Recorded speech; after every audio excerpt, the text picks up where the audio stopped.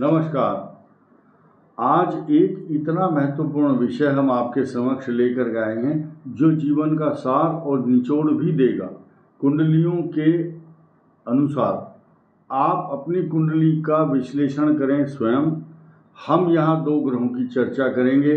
इस संसार के अंदर ज्योतिष शास्त्र में जिनकी सबसे अधिक महत्ता है, बृहस्पति और चंद्रमा मन सो जाता है। चंद्रमा मन है और बृहस्पति जीवन का आधार कहा गया है। बुद्धि, विवेक, ज्ञान, यश, प्रतिष्ठा, अच्छे वस्त्र, आभूषण, ज्ञान और हर चीज का प्रतीक माना गया है बृहस्पति।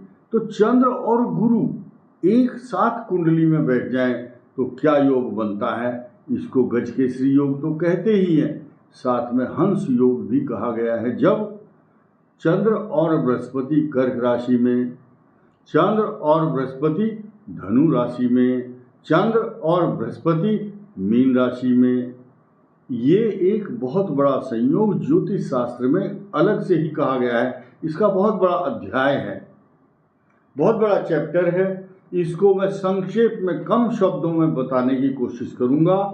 वो ये है, ऐसा व्यक्ति जिसके साथ मित्रता करता है उसकी बुद्धि स्थिर रहती है, स्टेबल होता है, स्थित प्रज्ञ होता है, दूसरे के सुख में सुखी, दूसरे के दुख में दुखी और विनय और प्रार्थना से मानने वाला, सरल भाषा बोलने वाला, विनय युक्त अच्छे शब्द बोल करके दूसरों को प्रभावित करता है।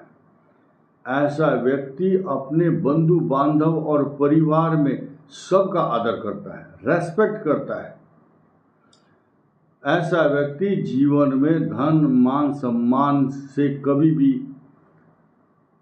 असंतोष प्राप्त नहीं करता, अर्थात धन, प्रतिष्ठा, व्यवसाय में वृद्धि और धन, मान, सम्मान, प्रतिष्ठा से युक्त होता है। ऐसा व्यक्ति बहुत सुशील, देवताओं, साधुओं और ब्राह्मणों में और देवालयों में धर्म, कर्म, पूजा पाठ में उसका मन लगता है। ऐसा व्यक्ति ब्राह्मणों का और साधुओं का हित चिंतक, अपने मित्रों के लिए हमेशा हित चाहता है। अब लगन में अगर बृहस्पति बैठा हो चंद्रमा के साथ तो हंस योग तो बनाएगा, गजकेसरी योग। जीवन में देश का सबसे बड़ा आदमी बनने का सौभाग्य उसको प्राप्त होगा जीवन में, ये आप लिख लीजिए। क्योंकि ऐसा व्यक्ति अगर बृहस्पति धनु में या मीन राशि में, कर्क में हो तो स्पेशल योग बनता है, वरिष्ठ सबसे बड़ा योग है ये। और दूसरे भाव में होगा तो धन, प्रतिष्ठा, क्योंकि वो धन का स्थान है, उसकी वाणी सौम्य होगी। तीसरे भाव में पराक्रम से युक्त, भाई बहनों का प्रेमी। चतुर्थ भाव में माता को सुख देगा, भूमि, भवन, वाहन, सवारी, प्रॉपर्टी, पैसा, स्वर्ण, रत्न, आभूषण से युक्त होगा। और पंचम भाव में उसकी बुद्धि बड़ी निर्मल, संतान से युक्त, उसकी संतान बड़ी बड़ी अधिकारी बनते हैं। हर समय गूढ़ चिंतन तथा शास्त्रों के गूढ़ रहस्यों को जानने की इच्छा रखता है।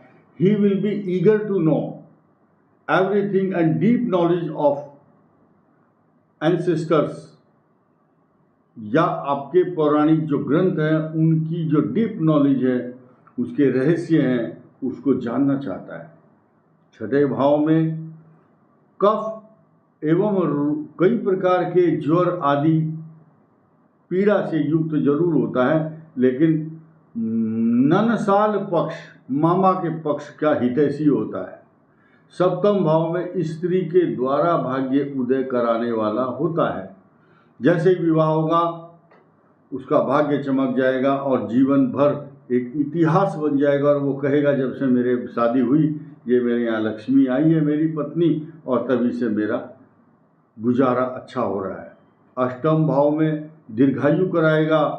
और सबसे बड़ी बात क्या लिखी है शास्त्रों में, ऐसा व्यक्ति मरने के बाद मोक्ष प्राप्त करता है, क्योंकि अष्टम और द्वादश भाव ये मोक्ष के कहे गए हैं शास्त्रों में। इसके अलावा नवम भाव में कीर्ति, प्रसिद्धि, पैसा और भाग्य, यानी कि वो व्यक्ति एक कदम चलता है तो उसका भाग्य उसके साथ चलता है। ऐसा व्यक्ति 4-5 कोठी बनाने वाला, 4-5 मंजिल के मकान वैभवपूर्ण और हर बंगले और कोठी में नए नए सुख और सुविधाओं के सामान रखता है, धार्मिक होता है, भाग्यवान होता है। टेलीफोन पर मोबाइल से एक फ़ोन किया सब काम बनते हैं। दशम भाव में इतना बड़ा व्यक्ति होगा, नगर ग्राम का मुखिया, किसी प्रदेश का राज्यपाल, मंत्री, गणनायक, गणमान्य व्यक्ति। और सबसे बड़ी बात यह, उसके घर में रोज कम से कम 50-60 अतिथि मेहमान रोज आए रहते हैं।